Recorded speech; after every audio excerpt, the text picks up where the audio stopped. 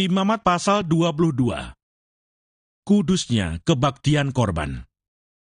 Tuhan berfirman kepada Musa, "Katakanlah kepada Harun dan anak-anaknya, supaya mereka berlaku hati-hati terhadap persembahan-persembahan kudus yang dikuduskan orang Israel bagiku, agar jangan mereka melanggar kekudusan namaku yang kudus. Akulah Tuhan. Katakanlah kepada mereka, setiap orang di antara kamu turun-temurun, yakni dari antara segala keturunanmu yang datang mendekat kepada persembahan-persembahan kudus yang dikuduskan orang Israel bagi Tuhan, sedang ia dalam keadaan najis, maka orang itu akan dilenyapkan dari hadapanku. Akulah Tuhan. Seseorang dari keturunan Harun yang sakit kusta, atau yang mengeluarkan lelehan, janganlah memakan persembahan-persembahan kudus sebelum ia menjadi tahir. Dan orang yang kena kepada sesuatu yang najis, karena orang mati, atau orang yang tertumpah maninya, atau orang yang kena kepada seekor binatang yang merayap, yang menajiskan dia, atau kepada salah seorang manusia yang menajiskan dia, dengan kenajisan apapun ia menjadi najis. Orang yang kena kepada yang demikian itu menjadi najis sampai matahari terbenam, dan janganlah ia makan dari persembahan-persembahan kudus sebelum ia membasuh tubuhnya dengan air. Sesudah matahari terbenam, barulah ia menjadi tahir, dan sesudah itu bolehlah ia makan dari persembahan-persembahan kudus itu, karena itulah yang menjadi makanannya. Janganlah ia makan bangkai atau sisa mangsa binatang buas, supaya jangan ia menjadi najis karenanya. Akulah Tuhan. Dan mereka harus tetap berpegang pada kewajibannya terhadap aku, supaya dalam hal itu jangan mereka mendatangkan dosa kepada dirinya dan mati oleh karenanya, karena mereka telah melanggar kekudusan kewajiban itu. Akulah Tuhan yang menguduskan mereka. Setiap orang awam janganlah memakan persembahan kudus. Demikian juga pendatang yang tinggal pada imam ataupun orang upahan. Tetapi apabila seseorang telah dibeli oleh imam dengan uangnya menjadi budak beliannya, maka orang itu boleh turut memakannya.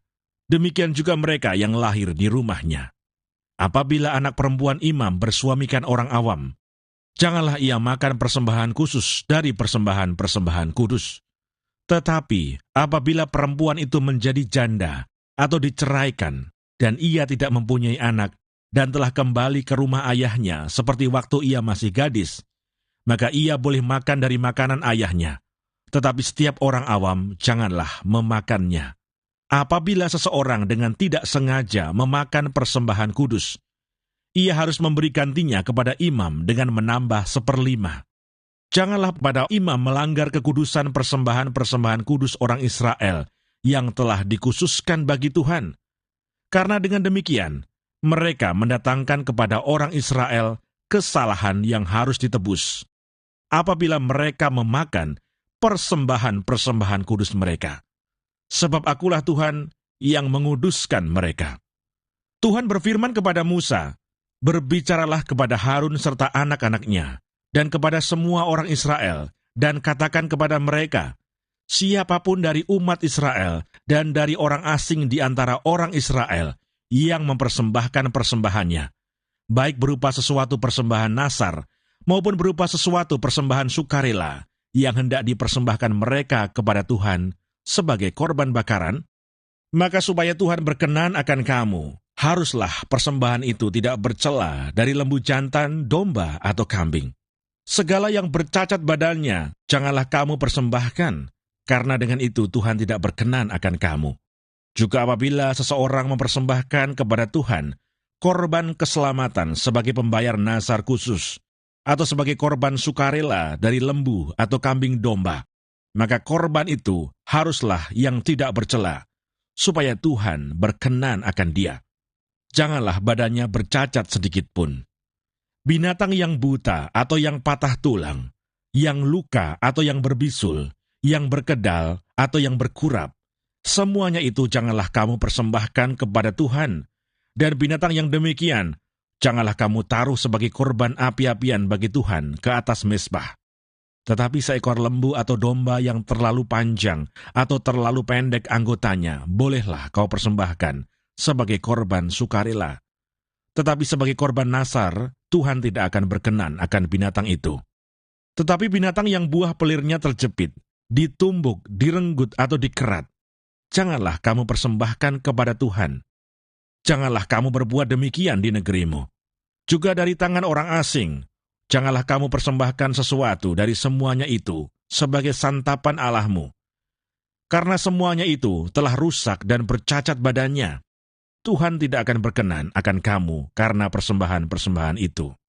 Tuhan berfirman kepada Musa, apabila seekor anak lembu atau anak domba atau anak kambing dilahirkan, maka haruslah itu tinggal 7 hari lamanya dengan induknya. Tetapi sejak hari ke-8 dan seterusnya, Tuhan berkenan akan binatang itu kalau dipersembahkan berupa korban api-apian baginya. Seekor lembu atau kambing atau domba, janganlah kamu sembelih bersama dengan anaknya pada 1 hari juga. Dan apabila kamu menyembelih korban syukur bagi Tuhan, kamu harus menyembelihnya sedemikian hingga Tuhan berkenan akan kamu. Pada hari itu juga, korban itu harus dimakan. Janganlah kamu tinggalkan apa-apa daripadanya sampai pagi. Akulah Tuhan. Dengan demikian, kamu harus berpegang pada perintahku dan melakukannya. Akulah Tuhan. Janganlah melanggar kekudusan namaku yang kudus, supaya aku dikuduskan di tengah-tengah orang Israel. Sebab akulah Tuhan yang menguduskan kamu, yang membawa kamu keluar dari tanah Mesir, supaya aku menjadi Allahmu. Akulah Tuhan.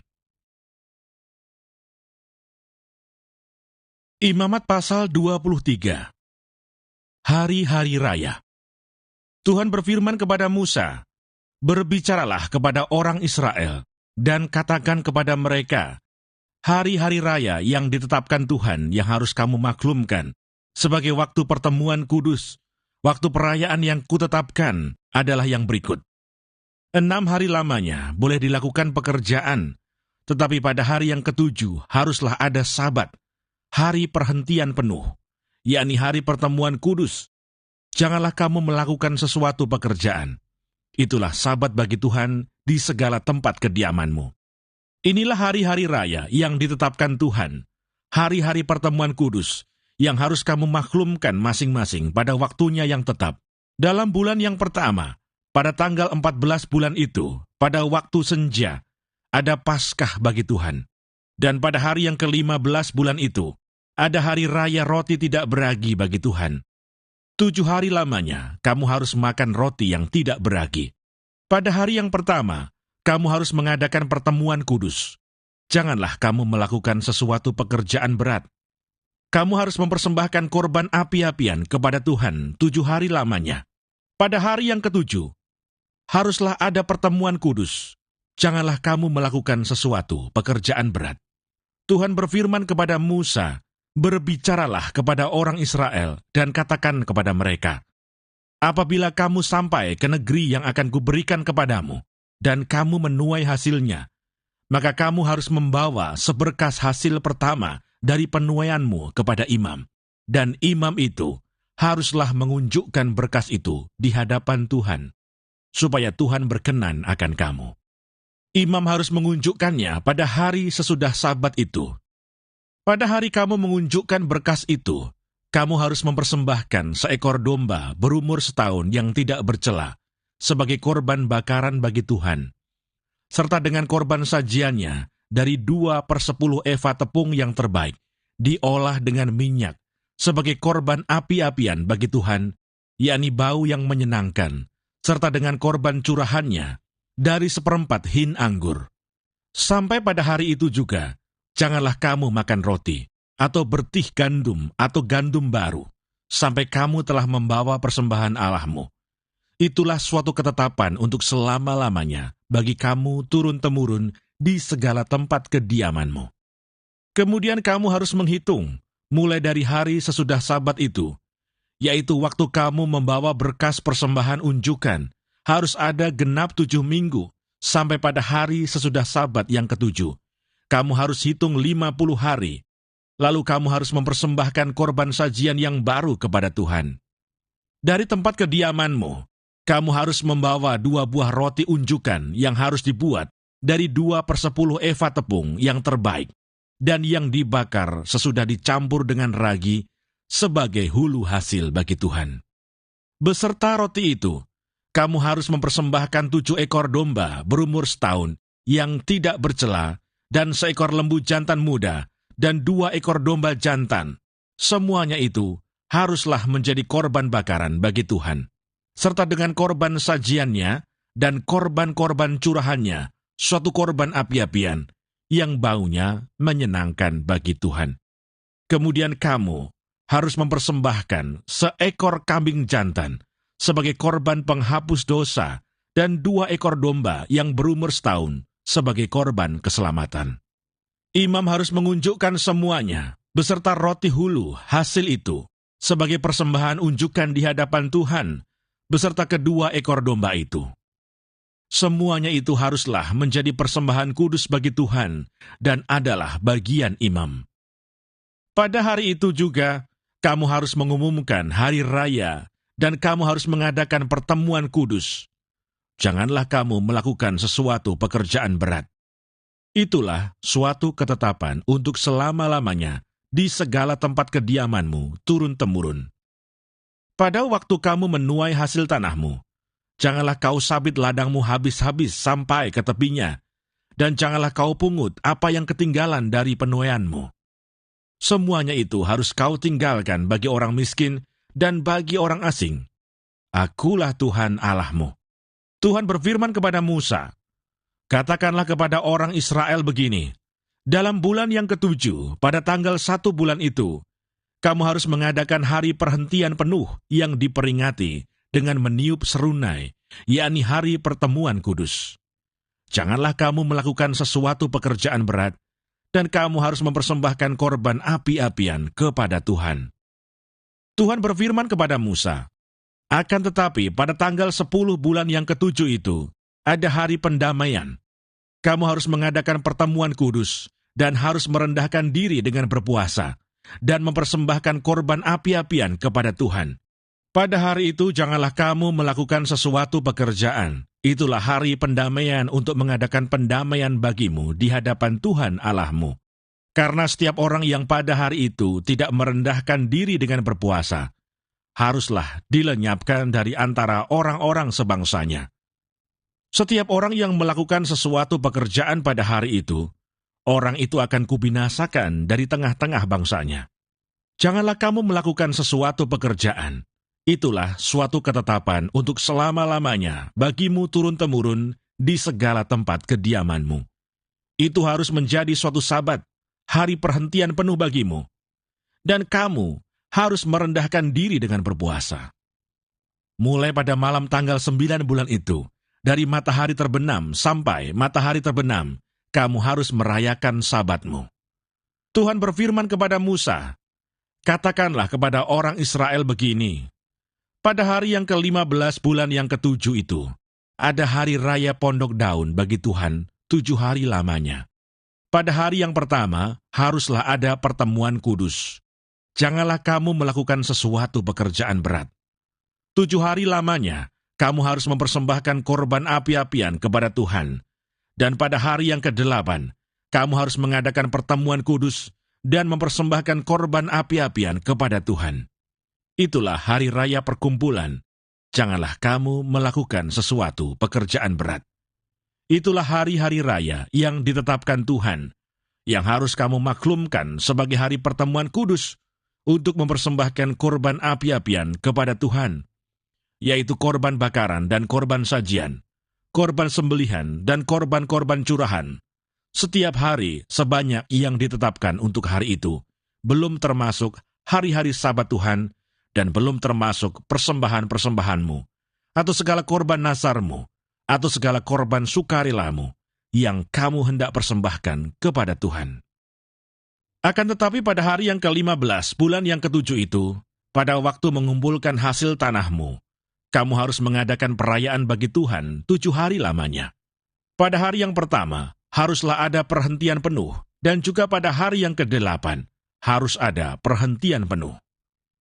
Pada hari yang pertama, kamu harus mengambil buah-buah dari pohon-pohon yang elok, pelepah-pelepah pohon-pohon kurma, ranting-ranting dari pohon-pohon yang rimbun, dan dari pohon-pohon gandarusa, dan kamu harus bersukaria di hadapan Tuhan Allahmu 7 hari lamanya. Kamu harus merayakannya sebagai perayaan bagi Tuhan 7 hari lamanya dalam setahun. Itulah suatu ketetapan untuk selama-lamanya bagimu turun-temurun. Dalam bulan yang ke-7, kamu harus merayakannya. Di dalam pondok-pondok daun, kamu harus tinggal 7 hari lamanya. Setiap orang asli di Israel haruslah tinggal di dalam pondok-pondok daun, supaya diketahui oleh keturunanmu bahwa aku telah menyuruh orang Israel tinggal di dalam pondok-pondok selama aku menuntun mereka sesudah keluar dari tanah Mesir. Akulah Tuhan Allahmu. Demikianlah Musa menyampaikan kepada orang Israel firman tentang hari-hari raya yang ditetapkan Tuhan. Imamat pasal 24. Minyak untuk lampu. Tuhan berfirman kepada Musa, "Perintahkanlah kepada orang Israel, supaya mereka membawa kepadamu minyak zaitun tumbuk yang tulen untuk lampu, supaya lampu dapat dipasang dan tetap menyala. Harun harus tetap mengatur lampu-lampu itu di depan tabir yang menutupi tabut hukum di dalam kemah pertemuan dari petang sampai pagi di hadapan Tuhan. Itulah suatu ketetapan untuk selama-lamanya bagimu turun-temurun. Di atas kandil dari emas murni haruslah tetap diaturnya lampu-lampu itu di hadapan Tuhan. Roti sajian. Engkau harus mengambil tepung yang terbaik dan membakar 12 roti bundar daripadanya. Setiap roti bundar harus dibuat dari 2/10 eva. Engkau harus mengaturnya menjadi 2 susun, 6 buah sesusun, di atas meja dari emas murni itu, di hadapan Tuhan. Engkau harus membubuh kemenyan tulen di atas tiap-tiap susun. Kemenyan itulah yang harus menjadi bagian ingat-ingatan roti itu, yakni suatu korban api-apian bagi Tuhan. Setiap hari Sabat, ia harus tetap mengaturnya di hadapan Tuhan. Itulah dari pihak orang Israel, suatu kewajiban perjanjian untuk selama-lamanya. Roti itu teruntuk bagi Harun serta anak-anaknya, dan mereka harus memakannya di suatu tempat yang kudus. Itulah bagian maha kudus baginya dari segala korban api-apian Tuhan. Itulah suatu ketetapan untuk selama-lamanya. Penghujat nama Tuhan dihukum lain-lain kejahatan. Pada suatu hari, datanglah seorang laki-laki, ibunya seorang Israel, sedang ayahnya seorang Mesir di tengah-tengah perkemahan orang Israel. Dan orang itu berkelahi dengan seorang Israel di perkemahan. Anak perempuan Israel itu menghujat nama Tuhan dengan mengutuk, lalu dibawalah ia kepada Musa. Nama ibunya ialah Selomit binti Dibri dari suku Dan. Ia dimasukkan dalam tahanan untuk menantikan keputusan sesuai dengan firman Tuhan. Lalu berfirmanlah Tuhan kepada Musa, "Bawalah orang yang mengutuk itu keluar perkemahan, dan semua orang yang mendengar haruslah meletakkan tangannya ke atas kepala orang itu. Sesudahnya, haruslah seluruh jemaah itu melontari dia dengan batu. Engkau harus mengatakan kepada orang Israel begini, setiap orang yang mengutuki Allah harus menanggung kesalahannya sendiri. Siapa yang menghujat nama Tuhan, pastilah ia dihukum mati dan dilontari dengan batu oleh seluruh jemaah itu. Baik orang asing maupun orang Israel asli, bila ia menghujat nama Tuhan, haruslah dihukum mati. Juga apabila seseorang membunuh seorang manusia, pastilah ia dihukum mati. Tetapi siapa yang memukul mati seekor ternak, harus membayar gantinya, seekor ganti seekor. Apabila seseorang membuat orang sesamanya bercacat, maka seperti yang telah dilakukannya, begitulah harus dilakukan kepadanya. Patah ganti patah, mata ganti mata, gigi ganti gigi. Seperti dibuatnya orang lain bercacat, begitulah harus dibuat kepadanya. Siapa yang memukul mati seekor ternak, ia harus membayar gantinya. Tetapi siapa yang membunuh seorang manusia, ia harus dihukum mati. Satu hukum berlaku bagi kamu, baik bagi orang asing maupun bagi orang Israel asli, sebab akulah Tuhan Allahmu." Demikianlah Musa menyampaikan firman itu kepada orang Israel. Lalu dibawalah orang yang mengutuk itu keluar perkemahan, dan dilontarilah dia dengan batu. Maka orang Israel melakukan seperti yang diperintahkan Tuhan kepada Musa.